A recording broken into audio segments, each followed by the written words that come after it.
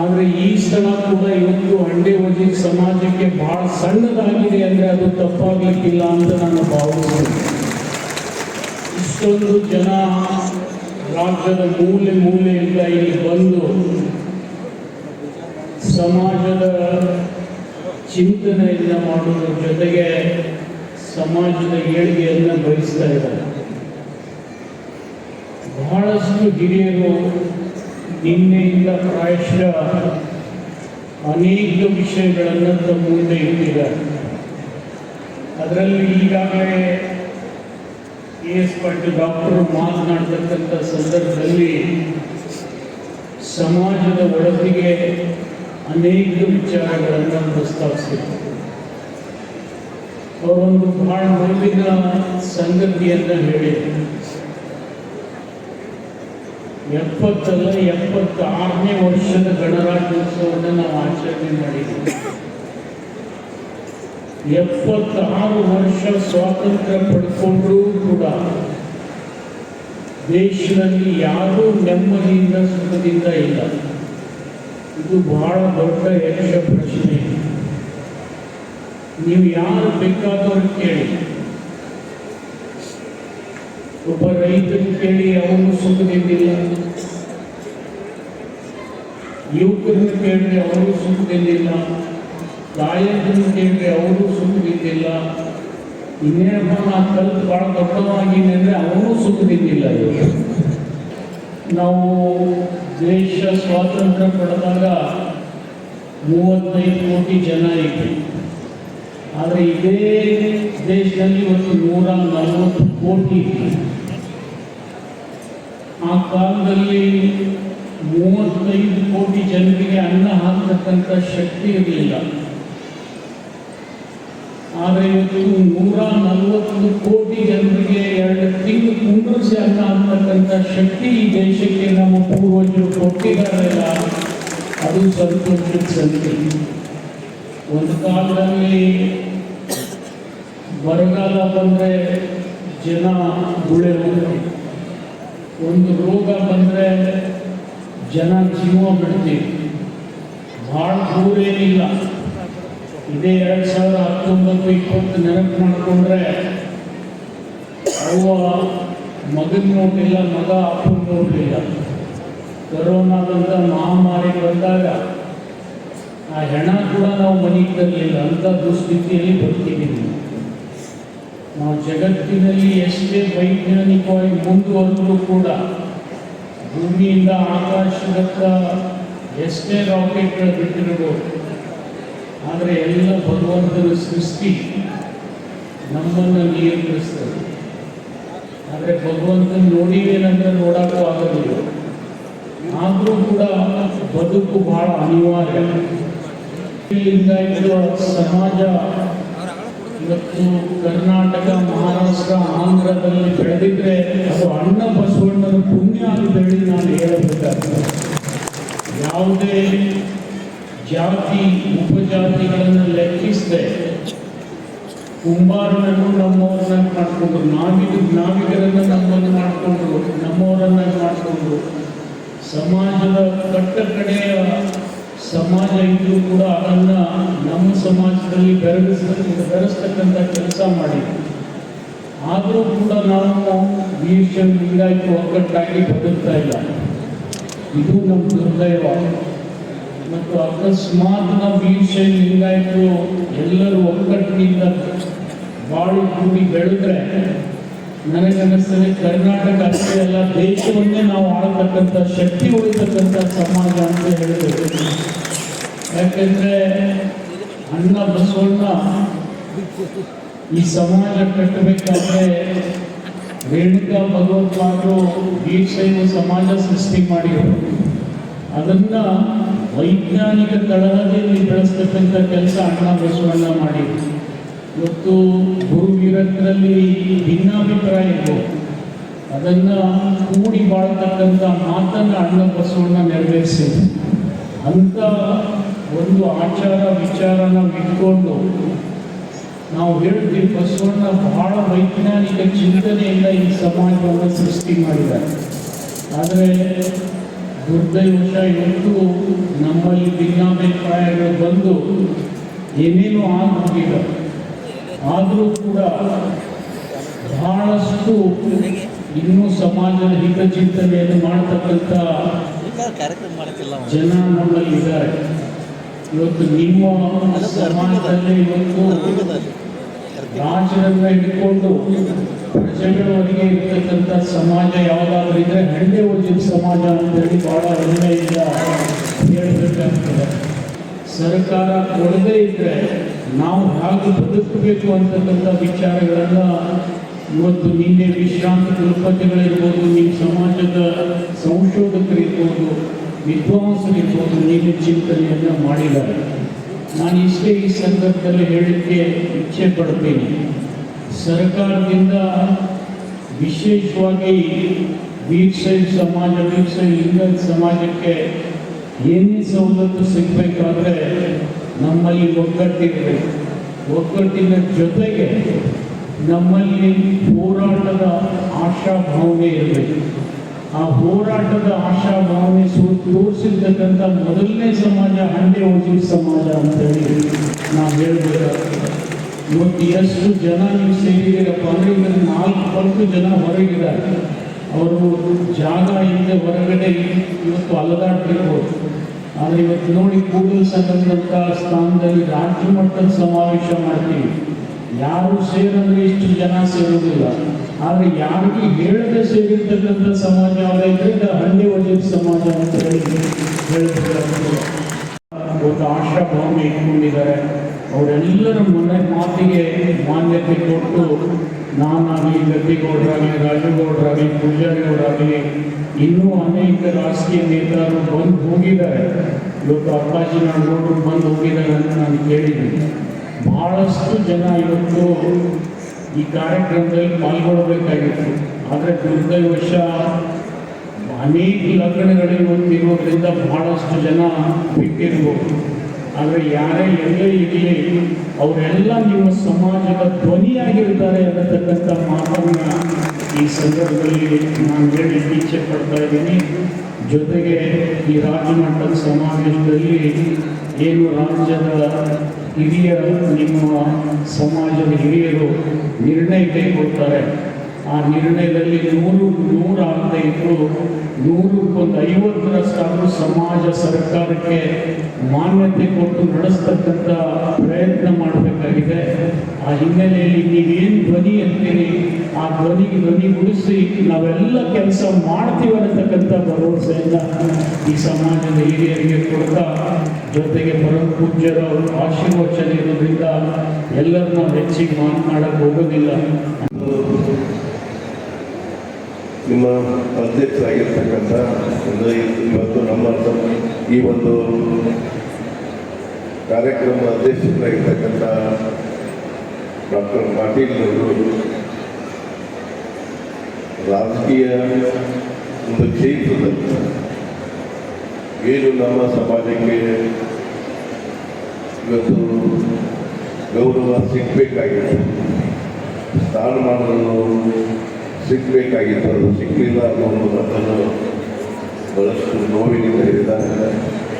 ಅದನ್ನು ನಾನೇ ಸುವರ್ಣ ಪಾಟೀಲ್ ನಗರ ವೇದಿಕೆ ಮೇಲಿರ್ತಕ್ಕಂಥ ನಾನು ಹಾಗೂ ಪೂಜ್ಯ ವ್ಯಕ್ತಿಗಳು ರಾಜಗೌಡ ಪಾಟೀಲ್ ಎಲ್ಲ ವಿಚಾರಗಳನ್ನು ನಮ್ಮ ಪಕ್ಷದ ನಾಯಕರಲ್ಲಿ ಹಂಚಿಕೊಂಡು ಇವತ್ತು ಸಮಾಜಕ್ಕೆ ರಾಜಕೀಯದಲ್ಲಿ ಹೆಚ್ಚು ಆದ್ಯತೆ ಸಿಗಲಿಕ್ಕೆ ನಮ್ಮದೇ ಆಗಿರತಕ್ಕಂಥ ಪ್ರಾಮಾಣಿಕ ಪ್ರಯತ್ನವನ್ನು ಮಾಡ್ತೇವೆ ಅನ್ನೋ ಮಾತನ್ನು ಹೇಳಲಿಕ್ಕೆ ಬಯಸ್ತೀವಿ.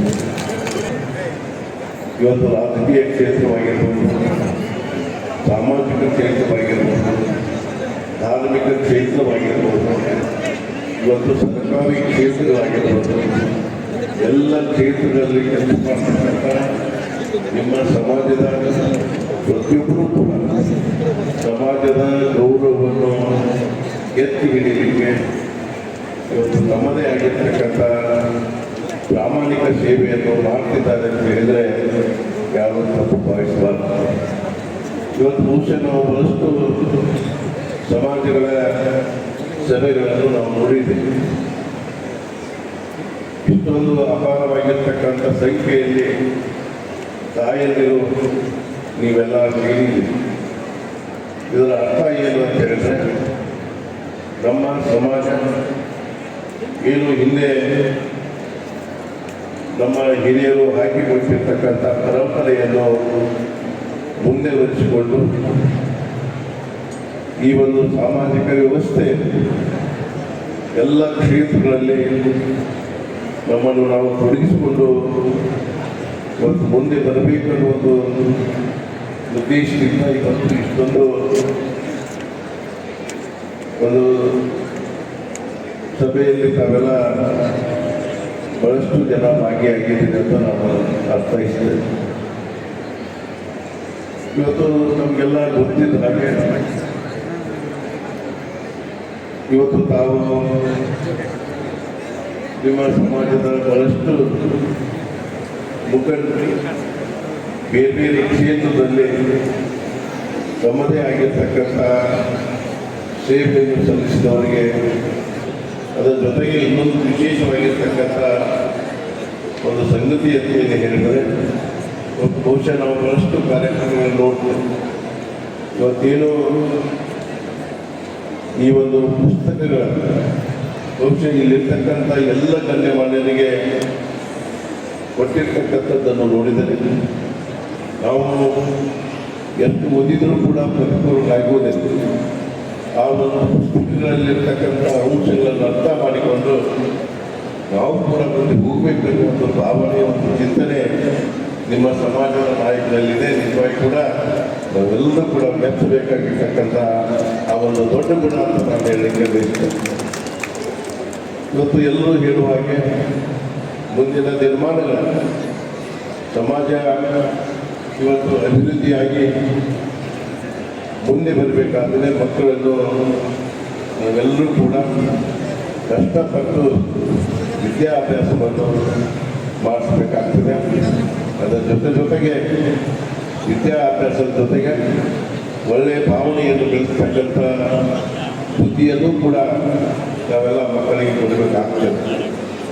ಆ ಒಂದು ದೃಷ್ಟಿಯಲ್ಲಿ ಇವತ್ತು ಸಮಾಜದಲ್ಲಿರ್ತಕ್ಕಂಥ ತಾವು ಯಾವ ರೀತಿಯಾಗಿ ಗೌರವದಿಂದ ನಡ್ಕೊಳ್ತಾರೆ, ಅದೇ ಒಂದು ಭಾವನೆ ಒಂದು ಮಕ್ಕಳಿಗೆ ಬರ್ತಾ ಇದೆ ಅನ್ನುವ ಒಂದು ವಿಚಾರ ನನ್ನದಾಗಿದೆ. ಈ ಒಂದು ದೃಷ್ಟಿಯಲ್ಲಿ ನಾನು ಆವಾಗ ಹೇಳ್ತೇನೆ, ನಾವು ಯಾವ ರೀತಿಯಾಗಿ ಏನೇನು ಗಳಿಸ್ತೇವೆ ಅದು ಮಹತ್ವ ಆಗೋದಿಲ್ಲ. ಆದರೆ ಜೀವನದಲ್ಲಿ ನಾವು ಯಾವ ರೀತಿಯಾಗಿ ಬದುಕಿದ್ದೇವೆ ಅನ್ನೋದು ಬಹಳ ಆಗ್ತದೆ. ಅಂಥ ಒಂದು ಆದರ್ಶ, ಅಂಥ ಒಂದು ಗೌರವವನ್ನು ಇಟ್ಟುಕೊಂಡು ಬಾಳಿ ಬೆಳಗಿದಂಥ ಸಮಾಜ ಅದು ಹಂಡೆ ವಜ್ರ ಸಮಾಜ ಅಂತ ನಾನು ತಿಳ್ಕೊಂಡಿದ್ದೇನೆ. ಅದೇ ರೀತಿ ಮಕ್ಕಳು ಕೂಡ ಆ ಹಾದಿಯಲ್ಲಿ ನಡಿಬೇಕು. ಯಾಕಂತ ಹೇಳಿದ್ರೆ ನಾವು ಸಮಾಜದಲ್ಲಿ ಇದ್ದವರು, ಸಮಾಜದ ಒಂದು ಗೌರವ ಬರಬೇಕಿದ್ರೆ ನಾವೆಲ್ಲರೂ ಕೂಡ ಬಹಳಷ್ಟು ಒಳ್ಳೆಯ ನಡವಳಿಕೆಯಿಂದ ನಾವು ನಡಿಕೊಳ್ಬೇಕಾಗ್ತದೆ. ಒಂದು ವೇಳೆ ನಮ್ಮ ನಡವಳಿಕೆಯಲ್ಲಿ ತಪ್ಪಿದರೆ ನಮ್ಮ ಸಮಾಜಕ್ಕೆ ಕೆಟ್ಟ ಹೆಸರು ನಮ್ಮಿಂದ ಬರ್ತಿದೆ ಅನ್ನೋದು ಭಾವನೆ ನಮಗೆಲ್ಲರಿಗೂ ಕೂಡ ಇರಬೇಕಾಗ್ತದೆ. ಅಂಥ ಒಂದು ಆದರ್ಶವಾಗಿರ್ತಕ್ಕಂಥ ಈ ಒಂದು ಸಮಾಜ ಹಲವಾರು ವಿಚಾರಗಳನ್ನು ಯಾವೆಲ್ಲ ಹಂಚಿಕೊಂಡಿದ್ದೀನಿ. ನಾನು ಈ ಸಂದರ್ಭದಲ್ಲಿ ಹೆಚ್ಚು ಮಾತನಾಡಲಿಕ್ಕೆ ಬಯಸುವುದಿಲ್ಲ. ಇವತ್ತು ಪೂಜ್ಯರಾಗಿರ್ಬೋದು, ಇಲ್ಲಿರ್ತಕ್ಕಂಥ ಎಲ್ಲ ಗಣ್ಯಮಾನ್ಯರು ಇವತ್ತು ಹಂಡೆ ವಜ್ರ ಸಮಾಜದ ಬಗ್ಗೆ ಬಹಳಷ್ಟು ಗೌರವ, ಅಭಿಮಾನ, ಸ್ವಾಭಿಮಾನವನ್ನು ಹೊಂದಿದ್ದಾರೆ. ಇವತ್ತು ನಿಮ್ಮೆಲ್ಲ ಮುಂದಿನ ಕೆಲಸ ಕಾರ್ಯಗಳಲ್ಲಿ ನಿಮ್ಮ ಜೊತೆ ನಾವು ಇರ್ತೇವೆ. ಇವತ್ತು ಇಂಥ ಒಂದು ಸಂಘಟನೆ ಕಾರ್ಯಕ್ರಮ ಸದಾ ಇರಬೇಕಾಗ್ತದೆ. ಯಾಕಂತ ಹೇಳಿದ್ರೆ ಇವತ್ತು ಕೇವಲ ಹಿಂದೆ ಆದದ್ದನ್ನು ಒಂದು ಚಿಂತನೆ ಮಾಡಿದ್ರೆ ಮುಂದೆ ನಾವು ಯಾವ ರೀತಿಯಾಗಿ ಇರಬೇಕು, ನಾವು ಯಾವ ರೀತಿಯಾಗಿ ನಮಗೆ ವಹಿಸಿರ್ತಕ್ಕಂಥ ಬದ್ಧತೆಯನ್ನು ನಿರ್ವಹಿಸಬೇಕು ಅನ್ನುವ ಒಂದು ವಿಚಾರಗಳು ಬರ್ತಕ್ಕಂಥ ಒಂದು ಸಂದರ್ಭದಲ್ಲಿ ನಾವೆಲ್ಲರೂ ಕೂಡ ಇಂಥ ಒಂದು ಸನ್ನಿವೇಶದಲ್ಲಿ ಭಾಗಿಯಾಗಿ ಇವತ್ತು ನಾನು ಗಮನಿಸಕ್ಕಾಗಿರ್ಬೋದು, ಸಮಾಜದ ಮತ್ತು ಅಭಿವೃದ್ಧಿ ಕೆಲಸ ಕಾರ್ಯಗಳಾಗಿರ್ಬೋದು, ಇವತ್ತು ತಾವೆಲ್ಲರೂ ಕೂಡ ಇವತ್ತು ಯಾವ ರೀತಿಯಾಗಿ ಎಲ್ಲ ಸಮಾಜದೊಳಗೆ ಬೆಳೆದು ನಿಮ್ಮನ್ನು ನೀವು ಅಳವಡಿಸಿಕೊಂಡು ಇವತ್ತು ಬೇರೆ ಬೇರೆ ಸಮಾಜದ ಒಂದು ಕೆಲಸ ಕಾರ್ಯಗಳನ್ನು ಮಾಡಿ ಅವರ ಒಂದು ಏನು ಪ್ರೀತಿ ಪಾತ್ರರಾಗಿ ಬಂದಿದ್ದೀರಿ. ಎಲ್ಲ ಭಾವನೆಗಳು ಸತತವಾಗಿ ಮುಂದಿನ ನಿರ್ಮಾಣದಲ್ಲಿ ಕೂಡ ಇರಲಿ ಅನ್ನುವ ಒಂದು ಚಿಂತನೆಯನ್ನು ಮಾಡಿ ನಿಮ್ಮ ಸಮಾಜದ ಆಗು ಹೋಗುವ ಜೊತೆ ನಾವೆಲ್ಲ ಇರ್ತೇವೆ. ಯಾಕಂತ ಹೇಳಿದ್ರೆ ಅವರನ್ನು ನೋಡಿ ನಾವು ಸಾಕಷ್ಟು ವಿಚಾರಗಳನ್ನು ತಿಳಿದಿದ್ದೇವೆ. ಇವತ್ತು ಕೇವಲ ಗಂಡೇ ವೈದ್ಯ ಸಮಾಜದಲ್ಲ, ಸಮಾಜ ಅಷ್ಟೇ ಅಲ್ಲ, ಇವತ್ತು ಸಾಮಾಜಿಕ ವ್ಯವಸ್ಥೆ ಇರತಕ್ಕಂಥ ಎಲ್ಲ ಸಮಾಜಗಳಲ್ಲೂ ಕೂಡ ಇವತ್ತು ತಾವು ಆದರ್ಶರಾಗಿದ್ದೀರಿ. ಹೀಗೆ ಆದರ್ಶವಾಗಿ ಇರಬೇಕು ಅಂತ ಕೇಳಿಕೊಂಡು ನನ್ನ ಎರಡು ಮಾತುಗಳು ಮುಗಿಸ್ತೇನೆ. ಜೈ ಜೈ ಕರ್ನಾಟಕ. ಮಹಾತ್ಮರಿರ್ಬೋದು, ಇನ್ನೂ ಅನೇಕ ಹೇಳ್ತಾ ಹೋದ ತುಂಬ ಇದೆ. ಇವೆಲ್ಲರ ಸಹಯೋಗದಲ್ಲಿ ನಾವು ಸಮಾಜದ ಕೆಲಸ ಮಾಡ್ತಾ ಇರಬೇಕಾದ್ರೆ ಅನ್ನ ಅದರ ಒಂದು ಹೆಚ್ಚಿಗೆಗಳು ಸಾಕು. ಆ ಸ್ವಭಾವದ ಗುಣ ಪ್ರತಿಯೊಬ್ಬರಲ್ಲಿ ಇರುವಂತಹದ್ದೇ. ಸ್ವಾಭಿಮಾನ ಸಂಪನ್ನ ಸಮಾಜ ಇದೆ. ಯಾವಾಗಲಾದರೂ ತಲೆ ಬಗ್ಗೆ ಮತ್ತೊಬ್ಬರಿಗೆ ಬೇರೆ ತಿನ್ನುವಂತಹ ಸಮಾಜ ಯಾವಾಗಲ್ಲ. ಯಾವಾಗಲೂ ದಾನಿಸುವ ಸಮಾಜ ಇದೆ. ಬಡವರಿಗೆ ದೊರೆಗಳು ನೀವು. ಆ ವಿಚಾರ ಅನೇಕ ಬಾರಿ ನಾವು ನೋಡ್ತಾ ಇರುವಂತ ನಮ್ಮೆಲ್ಲ ಅರ್ಥದಲ್ಲಿ ಚರ್ಚೆ ಮಾಡ್ತಾ ಇರುವಂತದ್ದು ನಾನು ಮನಗಂಡಂತ ಸಮಾಜದ ಜನ ನೀವು. ಹೌದು, ಅನೇಕ ಹಿನ್ನಡೆಗಳು ಕೂಡ ಆಗಿದೆ. ಇವತ್ತಿನ ವರ್ತಮಾನದಲ್ಲಿ ಈ ಸಮಾಜದ ಇತಿಗತಿಗಳ ಜೊತೆಗೆ ಸ್ಥಿತಿಗತಿಗಳ ಜೊತೆಗೆ ಅವ್ರ ಜೊತೆಗೆ ನಾವು ಕೂಡ ಮುಂದೆ ಹೋಗು. ನಾವು ಕೂಡ ಹಿಂದೆ ಬೀಳಬಾರ್ದು. ಈ ಪ್ರವಾಹ ಜೊತೆಗೆ ನಾವು ಪ್ರವಾಹದಲ್ಲಿ ಒಬ್ಬರಾಗಿರ್ಬೇಕು ಅನ್ನುವಂಥ ಅಪೇಕ್ಷೆ ಮಾಡುವ ಈಗೇನು ಇವತ್ತು ಸಮಾಜ ನಡೆಸ್ತಾ ಇದ್ರಿ ಯಶಸ್ವಿ ಆಗಲಿ. ಯಾಕಂದ್ರೆ ವಿಚಾರ ತಿಳ್ಕೊಳ್ಬೇಕಾದಂಥ ಅಗತ್ಯತೆ ಬಾರಿ. ಬೀಜಕ್ಕೆ ಭೂಮಿ ಬೇಕು. ಭೂಮಿ ಇದ್ದಾಗ ಮಾತ್ರ ಬೀಜ ಸಿಗುವಂಥದ್ದು. ಹಾಗೆ ಒಬ್ಬ ವ್ಯಕ್ತಿ ಬೆಳಿಬೇಕಾದ್ರೆ ಒಂದು ಸಮಾಜಕ್ಕೆ ನಾವು ಬಹಳಷ್ಟು ಕೊಡುಗೆ ಕೊಡ್ತಾ ದೊಡ್ಡವರಾಗಿ ಬೆಳಿಬೇಕಾದಾಗ ಸಮಾಜದಿಂದ ಒಂದು ಬಹಳ ಕೊಡ್ತೈತಿ. ಎಲ್ಲರನ್ನು ಮನಗಂಡು ಸಮಾಜದ ಹಿತಚಿಂತನೆ ಮಾಡುವಂಥ ಕರ್ತವ್ಯ ನಿಮ್ಮೆಲ್ಲರದ್ದು ಆಗಲಿ. ಆ ದಿಶೆಯಲ್ಲಿ ಒಂದು ರಾಜಕೀಯ ವ್ಯಕ್ತಿಯಾಗಿ ಸೇವಕರಾಗಿ ನನ್ನಿಂದ ಆದಂಥ ಸಹಾಯ ಸಹಕಾರಗಳನ್ನು ನಿಮ್ಮೆಲ್ಲರ ಪರವಾಗಿ ನಾನು ಕೂಡ ಧ್ವನಿಯೇರ್ತೇನೆ, ನೀಡ್ತೇನೆ ಅನ್ನುವಂಥ ಭರವಸೆ ಸಂದರ್ಭ ಕೊಟ್ಟ ನನಗೂ ಕೂಡ ಆರ್ಥಿಕವಾಗಿ ಕಂಡು ನಾಲ್ಕು ವಿಚಾರ ಹಂಚಿಕೊಳ್ಳಿಕ್ಕೆ ಅವಕಾಶ ಮಾಡಿಕೊಟ್ಟಂಥ ಕಾರ್ಯಕ್ರಮದ ಸಂಘಟಕರಿಗೆ ಧನ್ಯವಾದ ಹೇಳಿ ನಾನು ಮಾತನಾಡ್ತಿದ್ದೇನೆ. ನಮಸ್ಕಾರ. ಬೇಕಾದಂಥ ದೂರ ಏನಿದೆ, ಯಾವ ರೀತಿ ಕಳಿಸ್ಬೇಕು ಅನ್ನೋಂಥ ಯೋಚನೆ ಮಾಡುವಂಥದ್ದು ಆ ಸಿಂಹಾಸನದಲ್ಲಿ ಸಮಾವೇಶ ಹನ್ನೆರಡು ರಜೆ ಸಮಾವೇಶ ತಪ್ಪಾಗಲಿಲ್ಲ. ರಾಜನಟನ ಬಗ್ಗೆ ಕೂಡ ಅನೇಕ ವಿಚಾರಗಳು ಕೂಡ ಅನೇಕ ಛಾಯಾಚಿತ್ರಗಳನ್ನು ಕೂಡ ಪ್ರದರ್ಶನ ಮಾಡಿ ಉದ್ಘಾಟನೆ ಕೂಡ ಅವೆಲ್ಲ ಫೋಟೋಗಳನ್ನು ಕೂಡ ಪ್ರದರ್ಶನ ಮಾಡುವಂಥದ್ದು ಕೂಡ ನಾವು ನೋಡಿದ್ದೀವಿ. ಇತಿಹಾಸದ ಬಗ್ಗೆ ತಿಳಿದುಕೊಳ್ಳುವಂಥ ಜವಾಬ್ದಾರಿ ನಮ್ಮೆಲ್ಲರೂ ಇದೆ.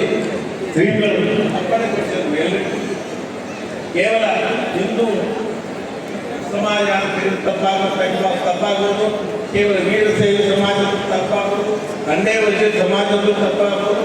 ಕೇವಲ ಒಂದು ಸಮಾಜ ಅಷ್ಟೇ ಇದ್ದರೆ ನಾವು ಅವಲೋಕನ ಮಾಡಲಿಕ್ಕೆ ನಮ್ಮ ಜವಾಬ್ದಾರಿಯನ್ನು ಹಿನ್ನಡ್ತಾ ಇದ್ದೇವೆ, ಹಿಂದೆ ಹೋಗ್ತಾ ಇದ್ದೇವೆ ಅಂತ ಅರ್ಥ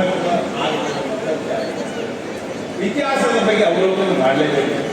ಪರಂಪರೆ, ಧರ್ಮ ಇದರ ಬಗ್ಗೆ ಮೇಲಿನ ಮೇಲೆ ತಿಳುವಳಿಕೆ ಮಾಡಿಕೊಳ್ಳುವಂಥ ಕರ್ತವ್ಯ, ಜವಾಬ್ದಾರಿ ಮುಂದಿನ ಪೀಳಿಗೆಗೆ ನಾವು ಬಿಟ್ಟು ಹೋಗುವಂಥ ಕರ್ತವ್ಯ ಕೂಡ ನಮ್ಮೆಲ್ಲದಾಗಿದೆ ಎನ್ನುವಂಥ ವಿಚಾರ ಶ್ರೀಗಳು ನಮ್ಮೆಲ್ಲರಿಗೂ ಅಪ್ಪಣೆಪಡಿಸಿದ್ರು.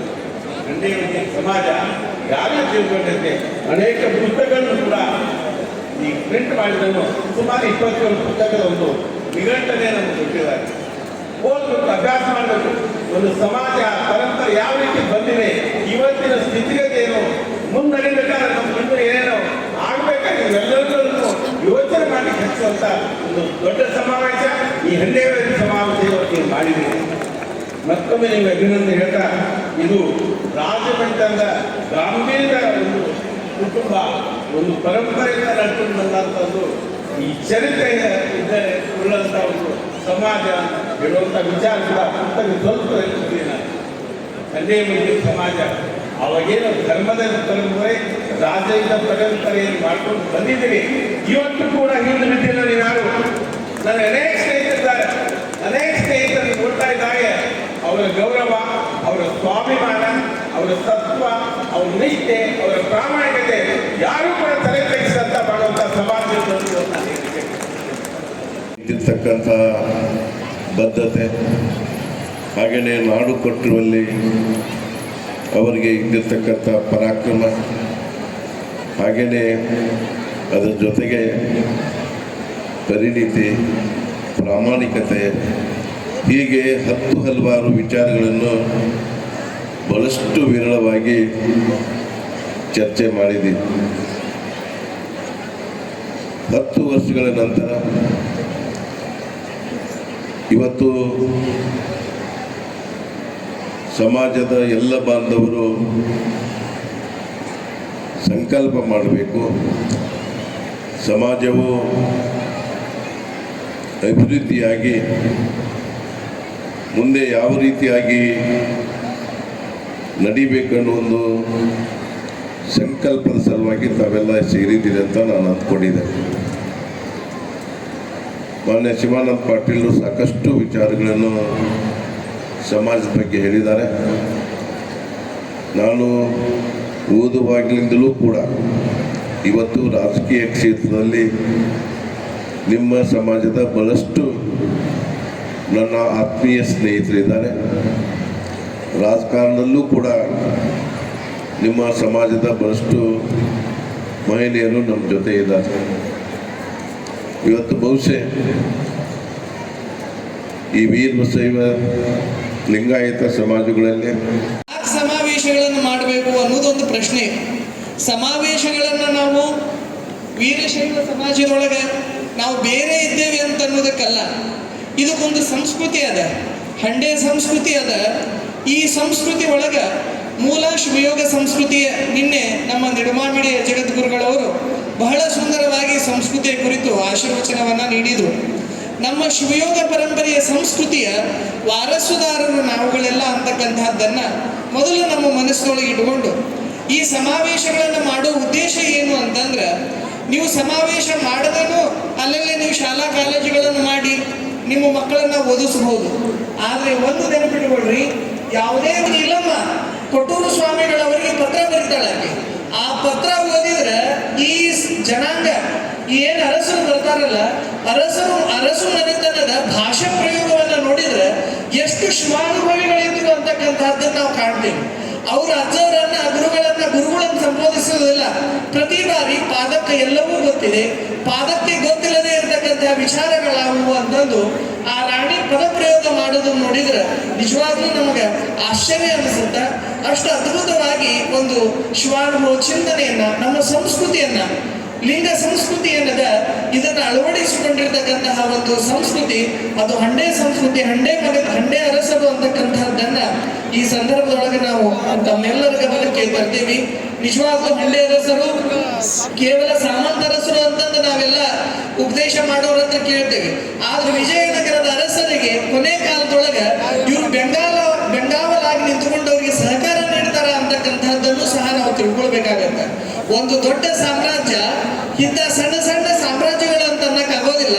ಅವುಗಳಿಗೆಲ್ಲ ಒಂದು ಗಟ್ಟಿಮುಟ್ಟಾಗಿರ್ತಕ್ಕಂತಹ ಒಂದು ಆಡಳಿತ ನಡೆಸಬೇಕಾದ್ರೆ ಇವರು ನಡೆಸಿರ್ತಕ್ಕಂಥ ಇವರ ಒಂದು ಪ್ರಾಮಾಣಿಕತೆಯೂ ಸಹ ಅಷ್ಟೇ ಪ್ರಮುಖವಾಗುತ್ತೆ ಅನ್ನೋದನ್ನು ನಾವು ಈ ಸಂದರ್ಭದೊಳಗೆ ಸ್ಮರಣ ಮಾಡಬೇಕಾಗತ್ತೆ. ನಿಜವಾಗ್ಲೂ ಈ ಕಾರ್ಯಕ್ರಮ ಅದ್ಭುತವಾಗಿ ನಡೆದಿದೆ. ಇನ್ನು ಹಲವಾರು ಜನ ಪೂಜ್ಯರು ಮತ್ತು ವಿದ್ವಾಂಸರುಗಳೆಲ್ಲ ಮಾತನಾಡೋರಿದ್ದಾರೆ. ನಾನೇನು ಹೇಳಿದೆ, ನಮ್ಮ ಎಸ್ ಸಿ ಪಾಟೀಲ್ ಸರ್ ಈ ವಿಷಯವಾಗಿ ಬಹಳಷ್ಟು ಕೆಲಸಗಳನ್ನ ಮಾಡ್ತಾ ಬಂದಿದ್ದಾರೆ.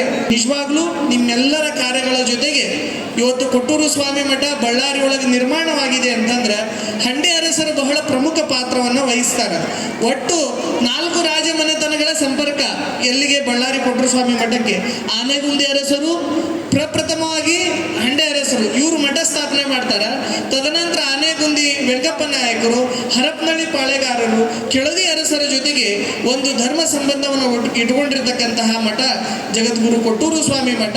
ಒಂದು ಕರ್ನಾಟಕದೊಳಗೆ ಒಂದು ವಿರಕ್ತ ಮಠ ಸುಮಾರು 700 ಶಾಖಾ ಮಠಗಳನ್ನು ಹೊಂದಿ 64,000 ಎಕರೆ ಜಮೀನನ್ನು ಹೊಂದುತ್ತೆ ಅಂತಂದ್ರೆ ಅದಕ್ಕೆ ಈ ಅರಸರು ಸುಮಾರು 23 ಬಾರಿ ದಾನಗಳನ್ನು ನೀಡಿದ್ರು ಅಂತಕ್ಕಂಥದ್ದನ್ನು ನಾವು ಚರಿತ್ರೆಯೊಳಗೆ ಕಾಣ್ತೀವಿ. ನಿಮಗೆಲ್ಲ ಇದನ್ನ ಹೇಳಲಿಕ್ಕೆ ಇಷ್ಟ, ಎಷ್ಟು ದೊಡ್ಡ ಸಂಸ್ಕೃತಿ ಇತ್ತು ಅನ್ನೋದನ್ನು ನಾವೆಲ್ಲ ವಿಚಾರ ಮಾಡಬೇಕಾಗುತ್ತೆ.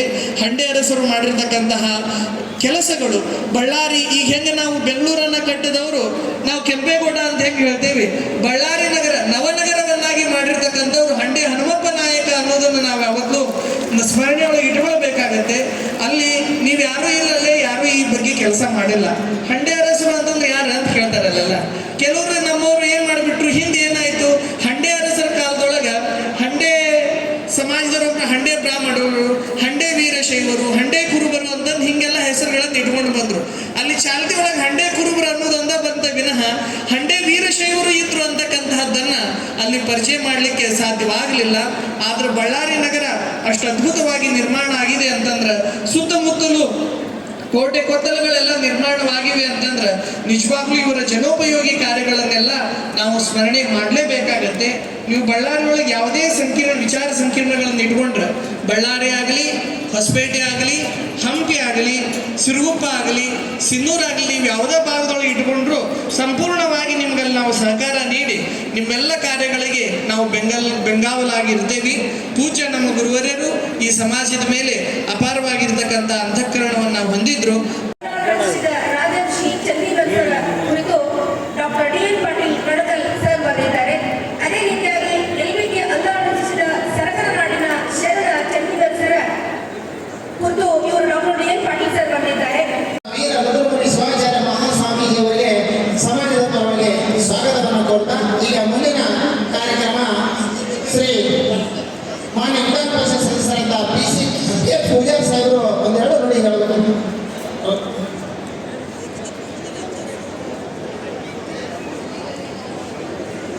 ಈಗ ಇದೀಗ ಆಗಮಿಸಿದಂತಹ ಶ್ರೀಗಳಿಗೆ